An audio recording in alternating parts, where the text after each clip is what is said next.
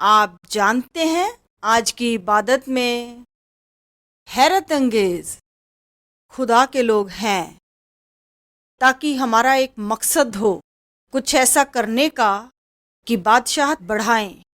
और ये हमारे लिए बाइस फ़ख्र है कि आज हम आपके साथ हैं और जो कुछ हमने सीखा है आपके साथ बांटे। एक लंबा 40 साल का सफ़र। अगले मार्च खुदा की खिदमत करते हुए मुझे 40 साल हो जाएंगे और मैं शुक्रगुजार हूँ। एक चीज़ जो खुदा ने मुझे लगातार समझाई है, जो मैं जानती हूँ, वो लगातार मुझे मुश्किलों से बचाता है। उसका शुक्र अदा करें जो कुछ वो हमें सिखाता है। जो हम जानते हैं ज़िंदगी के कुछ सबक आसान होते हैं और कुछ मुश्किल, लेकिन हमें लगातार बढ़ते रहना है। और पहले 5 बरस जब खुदा ने मुझे बुलाया, कुछ घरों में कलाम पाक सिखाती रही और मैं आपको बताना चाहती हूँ हजूर, ये 5 मिनट नहीं, ना 5 हफ्ते जनाब, ना 5 महीने, 5 साल मैंने ऐसा करने के लिए कल वक्ती नौकरी छोड़ दी थी। हमारे खर्चे हमारी आमदनी से ज़्यादा थे, करीबन $40 महीने के, और ये हमारा खुदा पर ईमान का पहला कदम था अपने खर्चों के लिए। ये दौर जितना मैंने सोचा था उससे भी लंबा चला, क्योंकि आप जानते हैं आमतौर पर जब हम खुदा पे ईमान लाते हैं हम उम्मीद करते हैं कोई बड़ा मौज़ा जल्द होगा, क्योंकि हमने बहुत बड़ी कुर्बानी दी है और वफादार रहे। पर खुदा के साथ कुछ चीजें ज्यादा वक्त लेती हैं, हमारी उम्मीद से भी ज्यादा। और मेरा बहुत बड़ा मकसद था जिस वक्त से खुदा ने मुझे चुना, मेरा बहुत बड़ा मकसद था। मैं आपके लिए एक मिसाल लेकर आई हूँ ताकि आप समझ सकें। ये एक पहेली है, 6000 मुख्तलिफ टुकड़ों की एक पहेली। जब हम इसे खरीदने जाते हैं हम देखते हैं कि खूबसूरत तस्वीर है। आप में से बहुत से जानते हैं मेरा क्या मतलब है। जब खुदा आपको एक मकसद देता है, मेरा मतलब वो मुख्तलिफ लोगों के दिलों में मुख्तलिफ ख्यालात डाल सकता है। और जो मुझे सुना कि तुम्हें पूरी दुनिया में जाना है और मेरा कलाम सिखाना है, और उस वक्त सिर्फ टेप रिकॉर्डर और कैसेट्स हुआ करती थी, इसलिए जो मैंने सुना कि तुम्हारी बहुत बड़ी टेप से वजारती तालीम होगी। आज ये मजाकिया लगता है क्योंकि आज के दौर में हमारे पास टीवी है और ये सब रिकॉर्ड शुदा आलात के जरिए होती है जो सारी दुनिया में पहुंच जाती है। जब मैंने ये देखा, मैंने एक बड़ी वजारत देखी जो लाखों लाख लोगों को इमदाद पहुंचाएगी। मैंने इसे खरीद लिया क्योंकि ये तस्वीर उम्दा है। खुदा ने मुझे ये अच्छा कहा, अगर मैं इसे मेज पर पलट दूं और इसके लिए मुझे जरा वक्त नहीं लगेगा, ये बहुत जबरदस्त लगेगा जब आप 6000 टुकड़ों को देखेंगे। चलिए, और आमतौर पर हम आसान हिस्सों से शुरू करते हैं जिनके किनारे एक से होते हैं। हम एक खांका बना लेते हैं और ये आपको एक अंदाजा दे देता है, पर अभी इसमें बहुत कुछ भरना है। और आप कह सकते हैं जो मैंने घरों में इबादती काम 5 साल तक किया वो बाहरी खांका था, जिसने मुझे कलाम सिखाने का तजुर्बा दिया, जिसने मुझे लोगों के साथ मुआमला करना सिखाया। अगर आपने वजारत शुरू करनी है आपको बहुत बहुत अच्छा होना पड़ेगा मुआमला करने में, हर तरह के लोगों से, हर तरह के लोगों से। कुछ आपके पसंदीदा होंगे और कुछ की कलाम सुनाने के बाद भी फिक्र ना होगी। कुछ के लिए आप अपने गिरजा में दुआ करना चाहते हैं, कुछ जोड़ों के लिए हर बार। आमीन। और ये हमारा खांका था और आहिस्ता आहिस्ता और 40 साल के लंबे वक्त में हम एक के बाद एक के बाद एक के बाद एक टुकड़ा लगाते गए। अगर हम इस तस्वीर पर गौर करें तो इस तस्वीर में बहुत सब्ज रंग है या खुदा, और नीला रंग है, थोड़ा गुलाबी और पानी जैसा सरमई रंग है। आप देख सकते हैं। अब हम रंगदार टुकड़ों को एक साथ कर देते हैं तो आप तमाम सब्ज रंग या नीला रंग और इस पानी को एक साथ करेंगे। अब मैं आपके बारे मैं तो नहीं कह सकती, पर यह बहुत उबाऊ काम है। यूं सब्ज नीला रंग लगाना मेहनत का काम है। मेरा मतलब है, कभी कभी आपको एक ही तरह का काम करना पड़ता है लंबे वक्त तक। और अगर फिर मुझे एक और नीले आसमान का टुकड़ा ढूंढना पड़ा और हिसाब लगाना पड़ा कि वो कहाँ लगेगा, तो मुझे नहीं पता मैं ये और कर सकूंगी। आमीन। और तब ये बहुत मज़ाहिया हो जाता है जब आप टुकड़े लगाते थक जाते हैं, तब आपको एक टुकड़ा मिलता है जो तकरीबन सही बैठता है। आप लोग होशियार हैं, आपने वो टुकड़ा ढूंढ लिया है जो बिल्कुल सही बैठता है। आप उसे वहां लगाने वाले हैं और आप इसे पूरा करने जा रहे हैं। आप पूरी तस्वीर बनने का इंतजार करते अब थक चुके हैं। आमीन। हालांकि अभी भी तस्वीर के कई टुकड़े आपको नहीं मिले हैं और आपको यकीन है शैतान उन्हें ले गया। आप में से कुछ ऐसे मकाम पर हैं जिनके पास सिर्फ 3 या 4 टुकड़े बाकी हैं और आपको बिल्कुल नहीं पता वो कहाँ लगेंगे। और अगर आप हार नहीं मानते, आप पता लगा लेंगे वो शैतान के पास नहीं, खुदा के पास थे। जब वो आएगा और उन टुकड़ों को अपनी जगह पर लगा देगा, कोई शैतान का बच्चा उसे रोक नहीं सका। आमीन।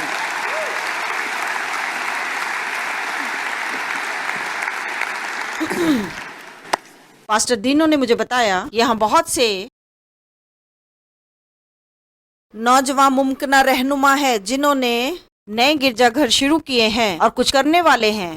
नया गिरजा शुरू करना, उम्मीद है मैं उनको यहाँ डराने नहीं आई, क्योंकि मैं आपको सच्चाई बताना चाहती हूँ।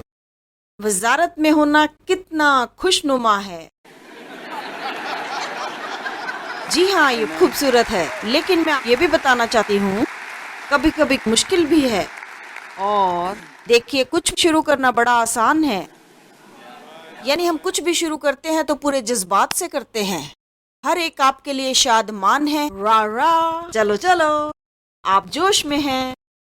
पर कुछ वक्त बाद लोग आपकी परवाह नहीं करते और आप भी अपनी कारगुजारियां नहीं जानते। आप में भी जोश नहीं और अब उनमें भी जोश नहीं, और यही फैसले का वक्त है। और एक बात जो मैं सोचती हूँ, जो मुनासिब तौर पर बहुत ज़रूरी है, कि मैं वो काम खत्म करूँ जिसके लिए खुदा ने मुझे बुलाया है। तो आज रात मैं गुजारिश करूँगी कि अगर आप काम मुकम्मल करने वाले इंसान नहीं हैं, तो दूसरों का वक्त बर्बाद ना करें।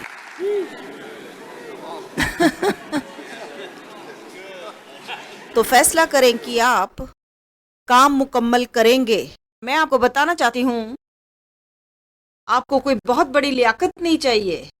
अगर खुदावंद आपकी तरफ है, उसकी मखसूसियत, आपकी शिद्दत और मजबूत इरादे आपको हार नहीं मानने देंगे। आमीन। मैं आपको मज़ाहिया कहानी बताती हूँ। जब मैं पहली बार जैक्सनविल में गई 28 बरस पहले, तब मैं पहले से ही वजारत में थी, करीबन 12 बरस से, जिनमें 5 बरस तो मैं घरों में कलाम सिखाती रही। उसके बारे में मैं आपको बाद में बताऊंगी। वो मेरे लिए बहुत मुश्किल बरस था, क्योंकि मुझे नहीं पता था खुदा क्या कर रहा है। बाद में एहसास हुआ वो मुझे बदल रहा था।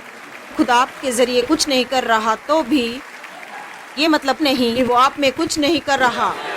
आपके जरिए कुछ काम करने से पहले खुदा आपके अंदर अपना काम करता है। आमीन। तो कई बार हम असल मुद्दा नहीं समझ पाते। मेरी बात पर गौर फरमाएं। कभी उस मुकाम पर ना आए जहां आप अपनी वजारत को बढ़ाने में लगे हों और अपने अंदर के इजाफे को नजरअंदाज कर दें।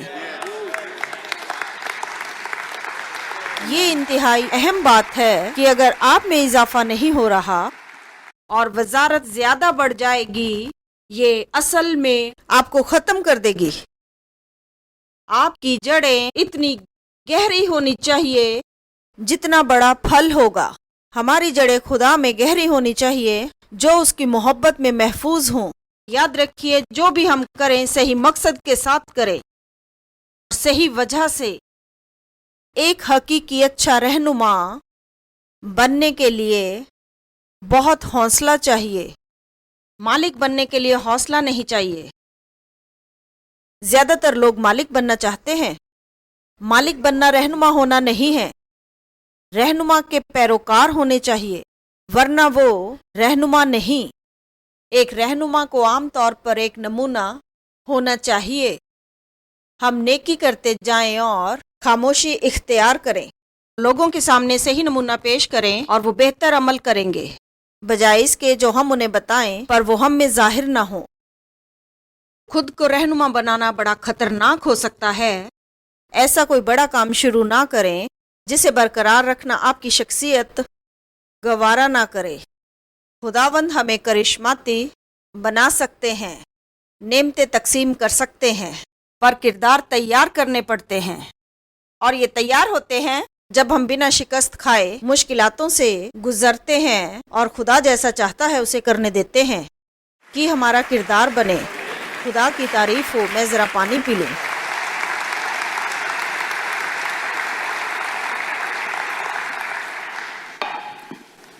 एक बरस मैंने कुछ नहीं किया। इस दौरान मैं सेंट लुइस मसूरी में अपने गिरजे में गई। उस वक्त वहाँ पर 30 लोग मौजूद थे और हम अपने 5 लोगों के खानदान के साथ वहाँ गए और पादरी कहने लगे, गिरजा भर गया है। क्या आप खुश नहीं होते जब आपका गिरजा छोटा होता है और 5-6 लोगों का खानदान एक साथ आ जाए? लगता है वाह, कमाल हो गया। और मानो कि पादरी साहब ने जान लिया खुदा के रूह के ज़रिए कि मेरी ज़िंदगी में बुलाहट है। तो कुछ वक्त के बाद उन्होंने मुझे ख़वातीन को कलाम की तरबियत देने को कहा। मैं ये नहीं चाहती थी क्योंकि मुझे नहीं लगता था कि मेरी बुलाहट इसके लिए है, पर मुझे कुछ और करने के लिए नहीं मिल रहा था। तो मैंने सोचा अच्छा है, फ़िलहाल जो है वही कर लूँ। तो वो वक्त मेरे लिए खुदा से बरकतों का था और मैंने खुदा से जाना, आप कुछ करते हैं और उस मुकाम पर बने रहते हैं और कभी कभी आपको महसूस होता है कि आप थोड़ा पीछे को जा रहे हैं और उस वक्त आप इत्मीनान से और ईमानदार रहें। यकलख्त आप कूद कर नए मकाम पर। और अगर आप में से किसी ने कभी दस्ती कार चलाई हो तो मैं हमेशा मिसाल देती हूँ कि जब आप गियर बदलने को तैयार होते हैं तो थोड़ा पीछे हटते हैं, तब आप आगे बढ़ते हैं। और खुदा में बढ़ने का यही तरीका है। तमाम मखलूक़ात में तरक्की के बहतरीज कानून के मुताबिक कामयाबी मिलती है लम्हों में और मरहलों में। तब मैंने उस गिरजा में 5 साल तक वजारत की और मैंने वहाँ ख़वातीन को पढ़ाया। हमारे शहर में बाइबल का मुताला मकबूल हुआ। करीबन 450 ख़वातीन हर एक जुमेरात की सुबह गिरजा आती थी और गिरजा बढ़ता गया और ये करीबन 3000 तक बढ़ गया। हम सब को नई इमारत में मुंतकिल किया गया जो हमने बनाई थी। मेरे अंदर कुछ चल रहा था। मैं खुश नहीं थी और मेरी दिलचस्पी नहीं थी जैसे कि पहले हुआ करती थी। मेरा एक मकसद था जो खुदा ने मुझ में डाला था। मैं वहाँ मौजूद थी जहाँ मुझे वो कुछ वक्त तक रखना चाहता था, क्योंकि वो मुझे वहाँ बढ़ाना और सिखाना चाहता था। पर खुदा ने मुकम्मल कर लिया। मेरी तैयारी मुकम्मल नहीं थी। जब खुदा मुकम्मल कर लेता है पर आप नहीं कर पाते तो मुश्किल हो जाती है। जब खुदा मुकम्मल कर लेता है और आप नहीं कर पाते तो तकलीफ होती है। मेरी नाखुशी बहुत बढ़ गई। आपकी नाखुशी आपकी तैयारी में खलल बन जाती है। इस तरह से ये एक लंबी दास्तान है। वक्त की कमी है, इसे छोड़ देते हैं। आखिरकार खुदा ने पुख्ता कर दिया कि उसने मुझे मुकम्मल तौर पर तैयार कर दिया है। हालांकि जलील हुई क्योंकि मैंने बड़ी शिद्दत से उस गिरजा को 30 लोगों से बढ़ाकर यहाँ तक किया और अब हम मकबूलियत में हैं। अब खुदा ने मेरी खिदमत मुकम्मल कर दी। आमीन। और तब मुझ में कुछ था जो बहुत हौसलामंद था कि मुझे ये करना है, दुनिया भर में सिखाने के लिए जाना है। खुदा ने मुझे बुलाया है, पर दिक्कत ये थी कि मैं कहाँ जाऊं। मुझे तो कोई भी नहीं जानता। यहाँ खुदावंद हमें कह रहे थे अपनी वजारत को लेकर शमाल, जनूब, मशरिक और मगरिब में जाओ। दुआ के वक्त मुझे इसकी पेशन गोई हो गई थी। मुसीबत ये थी कि चारों तरफ मुझे कोई नहीं जानता था। हुआ ये कि मैं छोटे बच्चे की मानंद बर्ताव करने लगी। फिर मैंने हफ्तावार बंदगी शुरू की शमाली, जनूबी, मशरकी और मगरबी सेंट लुइस में। मैं शमाल, जनूब, मशरिक और मगरब गई। मैं तब एक रेडियो स्टेशन पर थी और जल्द ही हम 8 रेडियो स्टेशंस पर आ गए और आखिरकार कुछ वक्त बाद, तमाम नीले आसमान के बाद, सब्ज घास के बाद और आखिरकार हमें बहुत से लोग खत लिखने लगे। हम कैंसास शहर जाने लगे, इलिनॉइस की छोटी छोटी जगहों पर जाने लगे और हमारे पास एक वैन थी जिसके पहिए जंग लगे हुए और टायर गंजे थे। रात को होटल में रहने के लिए पैसे नहीं होते थे तो डेव गाड़ी चलाकर रात में ही घर वापस लाते थे। मैं, डेव और एक मौसीकार हुआ करता था। वो शख्स पियानो बजाता था और गिटार भी, गाता भी था और पैरों से ड्रम भी बजाता था।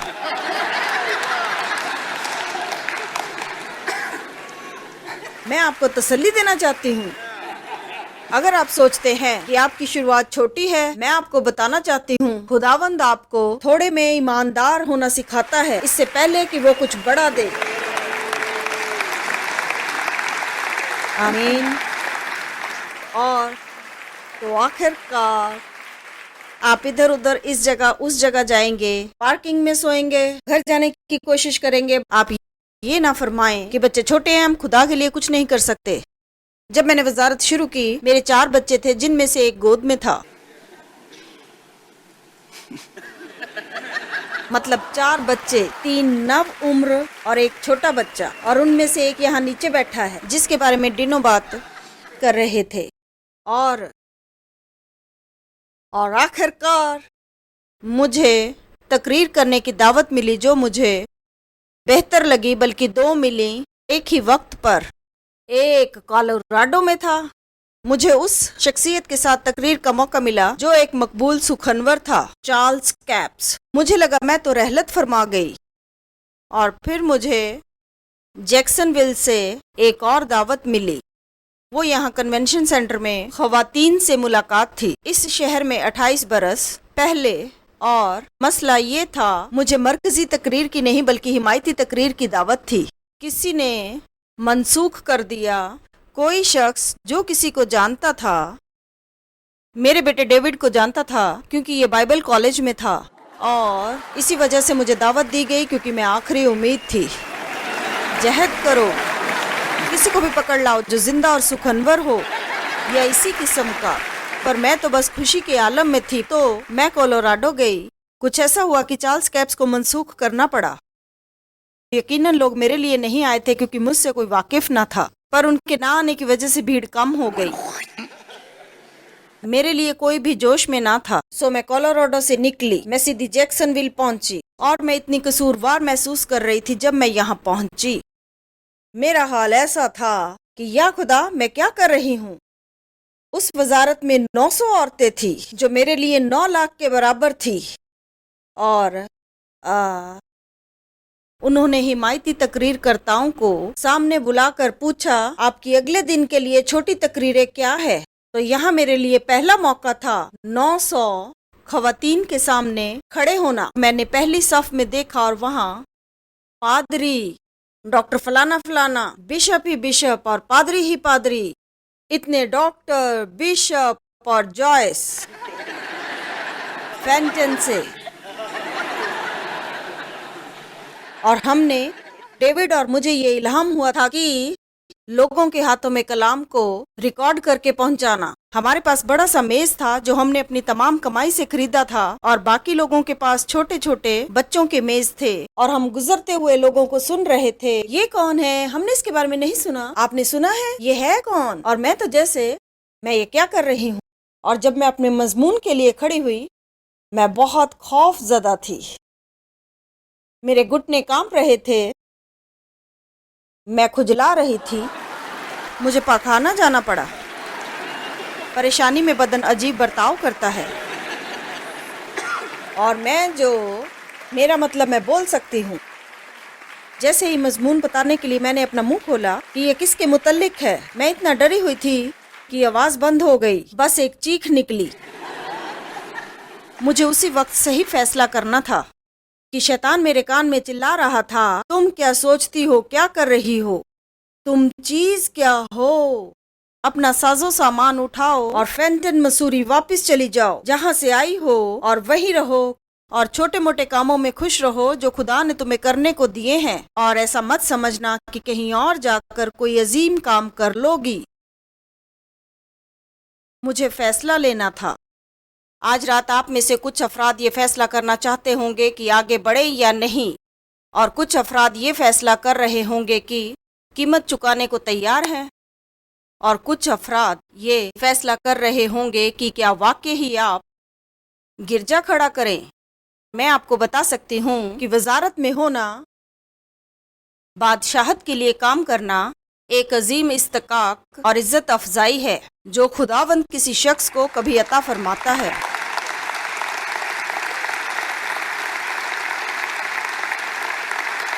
इससे बेहतर और अजीम कुछ नहीं हो सकता, कुछ भी नहीं, कि आप आवाम की खिदमत कर सकें। ऐसा नहीं है कि उसकी कीमत नहीं अदा करनी पड़ती है। जैसे कि अब मैं जैक्सनविल में हूँ 28 बरस बाद, और तमाम सब्ज अपनी जगह पर हैं, तमाम नीला अपनी जगह पर है। दरअसल मैं महसूस करती हूँ कि मेरे तमाम टुकड़े अपनी जगह पर हैं, और अक्सर लोग मुझे सवाल करते हैं, अब आपका मकसद क्या है, अब और क्या करना चाहती हैं। ये आपको पागलपन लग सकता है, लेकिन मैं वो कर रही हूँ जो मैं सोचती हूँ खुदा ने मुझे बख्शा है, और मैं और बेहतर करना चाहती हूँ, और बेहतर जब तक मैं कर सकूँ। आज मैं आपके साथ कुछ बातें साझा करना चाहती हूँ जो कि निहायत मुश्किल रही वजारत के दौरान, और हो सकता है उन सब का आपके साथ कोई ताल्लुक ना हो, ज़्यादातर का होगा। और ये चंद बातें हैं जो आप उम्मीद कर सकते हैं अगर इस सफ़र का फ़ैसला कर चुके हैं। सबसे पहले, एक अच्छा रहनुमा बनने के लिए बहुत हिम्मत चाहिए। बहुत सी मुख्तलिफ वजूहात हैं। पहला, बुलंदी पर अकेलापन होता है। आप सोचते हैं कि अकेले मोहतबर होने से अजीम मौका है, लेकिन तन्हाई महसूस होती है, इसलिए नहीं कि आपके इर्द गिर्द कोई नहीं। अकेलापन मुख्तलिफ तरीके का हो सकता है। आप लाखों को जानते हों तो भी अकेले होंगे। जब आप रहनुमा होते हैं, लोगों की ये नीयत नहीं होती, पर ऐसा महसूस होता है कि जो कोई आपके पास आता है उसे कुछ चाहिए। जो कोई पास आता है कुछ तवक्को रखता है खुदा के कलाम की। वो चाहते हैं कि आप मखसूस हों, जबकि आपकी वजारत में लोगों को आपसे कुछ उम्मीद है। आपकी ज़िंदगी में और भी लोग हैं जिन्हें आपसे उम्मीदें हैं।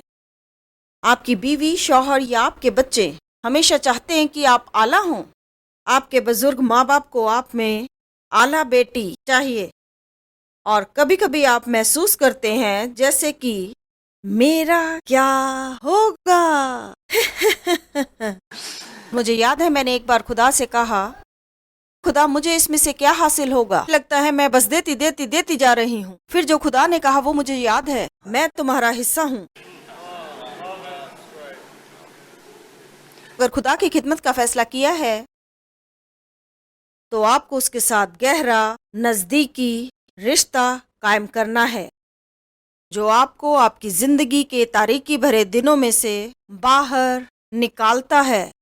और मैं मानती हूँ मैं खुदा के करीब रहना पसंद करूंगी बजाय कि 1 लाख लोगों के करीब।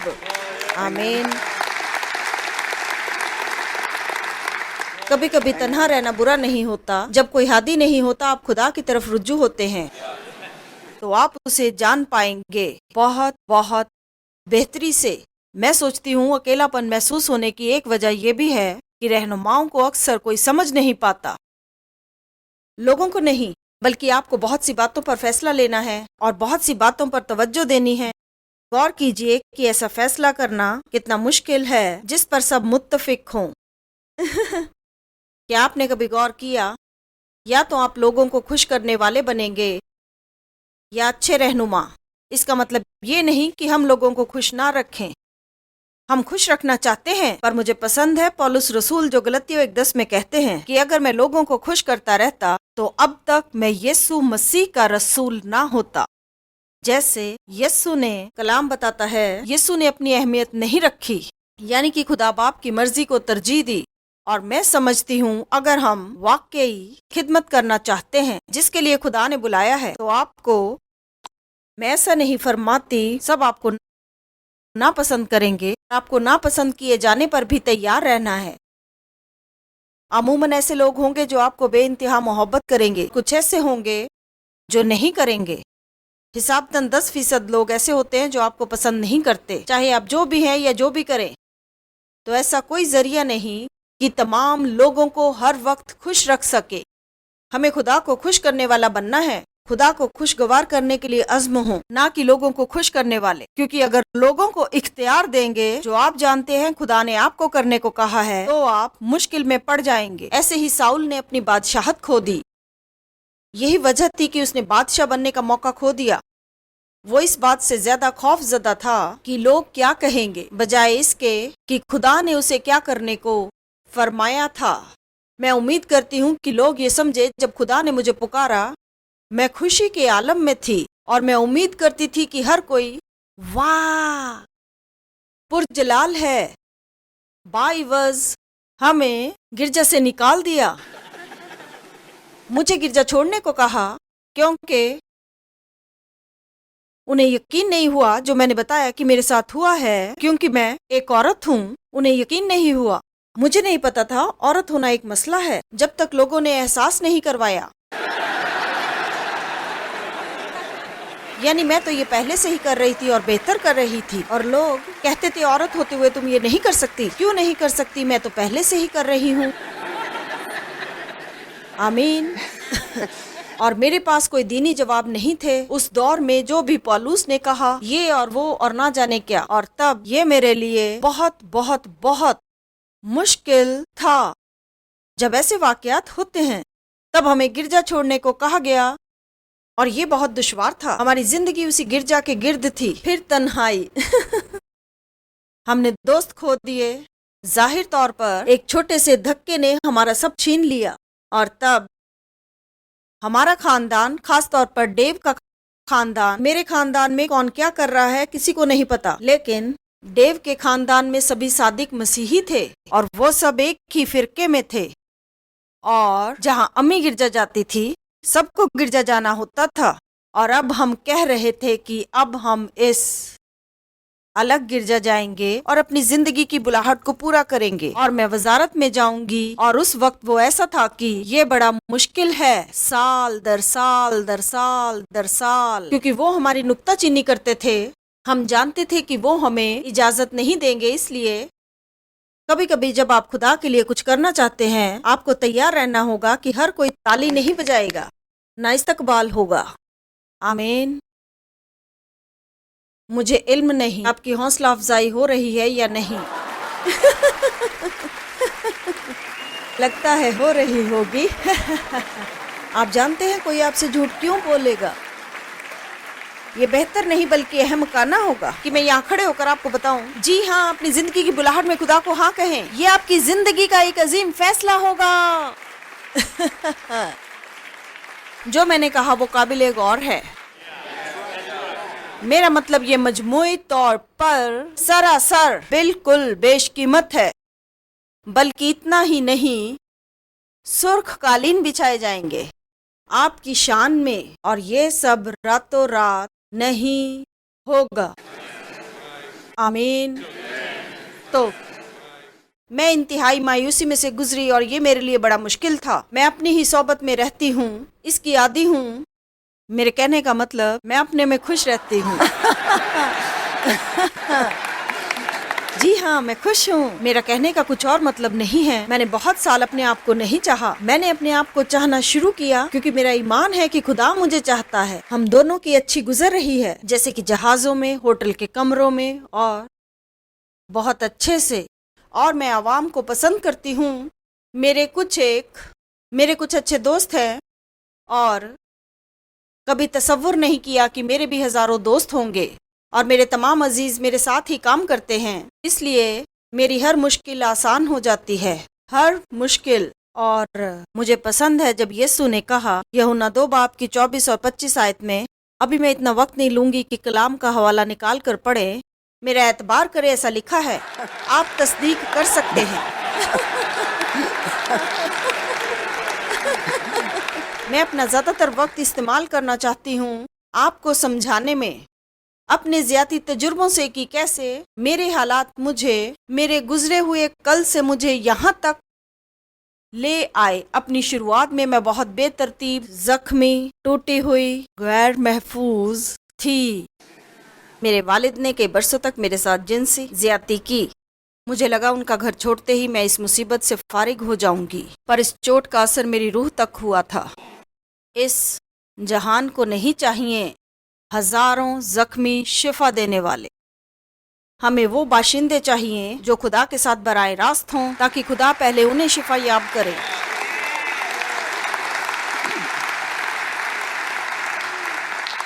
क्या आप जानते हैं कि आप खुदा के जरिए वजारत में आ सकते हैं?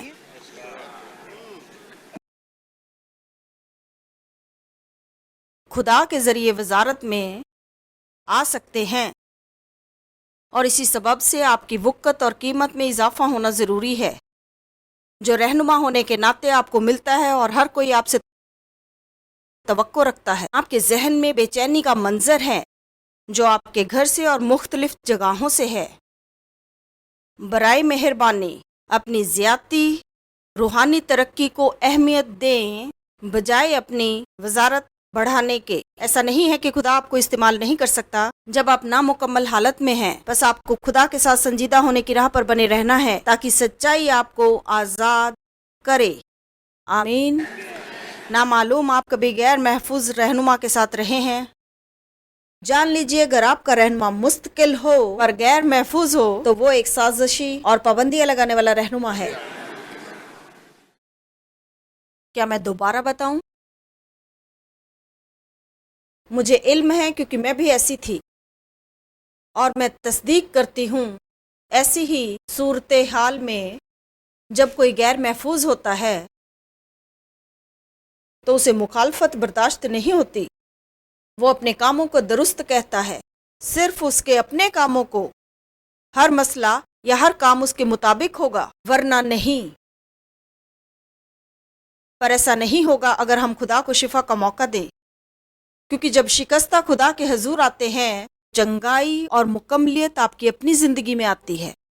आप खुदा की मोहब्बत से भर जाते हैं, तब आप किसी को जलील करने और जख्म देने से बचेंगे। बराए मेहरबानी खुदा को अपना काम करने दे, और ये कहते हुए कभी खुदा से दूर ना भागें कि मैं वजारत में मसरूफ हूँ। खुदा को आपके अंदर काम करने दें। एक सुबह मैं काम के लिए गिरजा जा रही थी। मुझे बहुत गुमान था कि मैं खुदा की खिदमत करती हूँ। गाड़ी खड़ी करने के लिए पार्किंग की जगह पर मेरा नाम हुआ करता था। मेरी कुर्सी पर भी मेरा नाम होता था। जहां वो भाई बैठे हैं वो मेरी कुर्सी थी। अगर आप मेरी कुर्सी पर बैठेंगे तो अशर आपको उठा देंगे, क्योंकि मैं खास शख्सियत थी गिरजा में। मैंने पासबान के साथ खाना खाया। मेरा अपना दफ्तर था। मेरा नाम हर जगह था, पार्किंग में, कुर्सी पर, दफ्तर के दरवाजे पर। वाह, और क्या चाहिए? यूं ना जाहिर करें कि आपका इन बातों से कोई सरोकार नहीं, क्योंकि जब तक हम खुदा में सियाने नहीं होते हमें अपनी हिमाकत का एहसास नहीं होता। बरअक्स हमें ये फिक्र होनी चाहिए मान में हमारी क्या हैसियत है। हमें फकत उस जगह की फिक्र होनी चाहिए, महज एक नाम की फिक्र होनी चाहिए, वो है यीशु, दीगर नाम नहीं।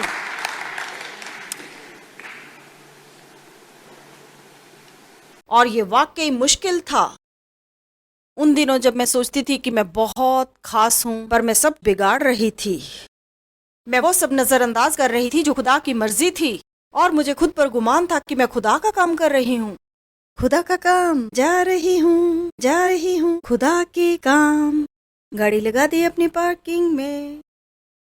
खुदा ने कहा तुम्हें अपनी खिदमत पर बहुत नाज है, पर मुश्किल ये है कि तुम मेरे साथ वक्त नहीं गुजारती। क्या आप जानते हैं तकरीबन हर एक वज़रा मुजरिम हो सकते हैं। वो खिदमत में इतने मशगूर हो जाते हैं कि वो खुदा के साथ वक्त नहीं गुजारते, जबकि यही अहम होना चाहिए। अगर कोई मुझसे पूछे कि आपके लिहाज से इस कामयाबी की पहली वजह क्या रही जो खुदा ने दी थी, पहली बात ये खुदा का फजल है और अमल बात ये है, आप उस औरत को देख रहे हैं जो बहुत खौफजदा होती गर्चे घर से निकल आती, बिना खुदा के साथ वक्त गुजारे। ऐसा नहीं कि मुझे किसी नुकसान का डर होता, मुझे एक अकीदती खौफ है। मैं मानती हूँ कि मैं कुछ नहीं कर सकती बिना खुदा की मौजूदगी और मखसूसियत के। मैं जानती हूँ कि वो एक मुकाम जिसे मैं हासिल कर सकती हूँ वो उसकी मौजूदगी में है, उसके साथ वक्त गुजारने में है।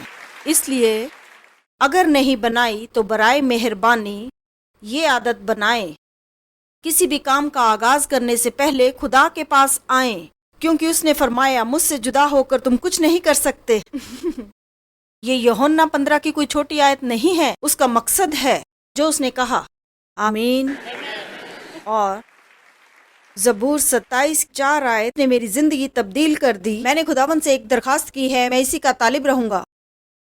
एक बात मैंने दरखास्त की है कि मैं तालिब रहूंगा। तालिब एक मजबूत लफ्ज है, मतलब ख्वाहिश, कायल और पूरी ताकत लगाना। चंद चीजें हैं जो बाइबल तलाशने को कहती है। मैंने खुदावन से दरखास्त की है कि मैं उसका तालिब रहूंगा, कि मैं उम्र भर खुदावन के घर में रहूं, कि खुदावन के जमाल को देखूं। एम्पलीफाइड का तर्जमा यूं फरमाता है, खुदा की तलब अहम है, खुदा की तलब एक हयाती जरूरत है। सुनिए, आपकी वजारत का बढ़ना ज्यादा लाजमी नहीं है पर आपकी जिंदगी पर खुदा की मखसूसियत लाजमी है। आमीन। टेलीविजन पर आना लाजमी नहीं है, लेकिन आपकी जिंदगी में खुदा की मौजूदगी, खुदा को सुन पाना, इस बात को जानना कि जो आप करते हैं उसकी वो इजाजत देता है या नहीं, ये है ज्यादा लाजमी। ये लोगों की खिदमत करने से नहीं मिलती, ये मिलती है खुदा के साथ वक्त गुजारने से, ताकि आपके पास लोगों की खिदमत के लिए कुछ हो। आमीन। जो आपके पास नहीं वो लोगों को कैसे दे सकते हैं। और ये मेरे लिए अहम था कि मैं रोज बर रोज खुदा के साथ ज्यादातर वक्त गुजारूं, और मेरा खानदान आपको बताएगा कि मैं कितनी शिद्दत से लगी थी। मैंने तभी ये सीख लिया था जब मेरे बच्चे छोटे थे और घर पर रहते थे। मैं सुबह उठती, कॉफी लेती, कमरे में चली जाती, मैं उनको उनके कमरे में भेजती, खुदा मुझे मेरे कमरे में भेजता। और एक सुबह उनमें से एक ने कहा कि आप कमरे से बाहर नहीं आ सकते, नीचे आओ और हमारा नाश्ता बनाओ। मैंने कहा अपना नाश्ता खुद निकालो, और बेहतर है अपने कमरे में खुश रहो, क्योंकि अगर मैं ना होती तो तुम्हारी जिंदगी जैसी खुशगवार है वैसी ना होती।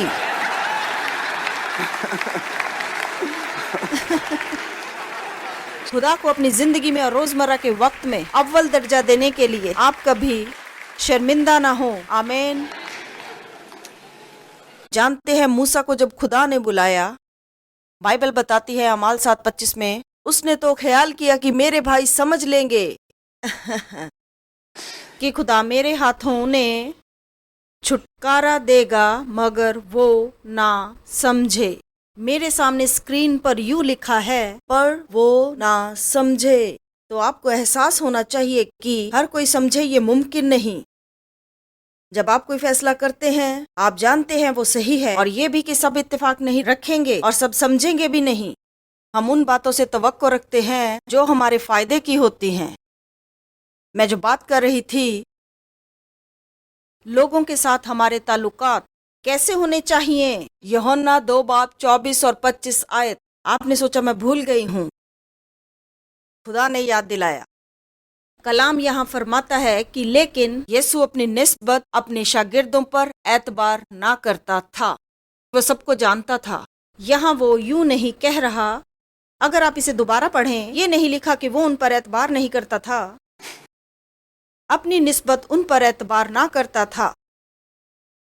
मेरा मानना है कि हमारा एक हिस्सा सिर्फ खुदा का है और जब हम ऐसा ताल्लुक किसी और के साथ बना लेते हैं कि ये सबसे प्यारा रिश्ता है, हम उन्हें सब बताते हैं और वो सब जानते हैं, हर मुख्तसर बात कहते सुनते हैं, तब आप मुसीबत को बुलावा देते हैं। कुछ बातें सिर्फ और सिर्फ खुदा के लिए होती हैं, उन्हें खुदा को बताएं। खुदा का हमराज होने के लिए हमें खुदाई राज रखने सीखने होंगे।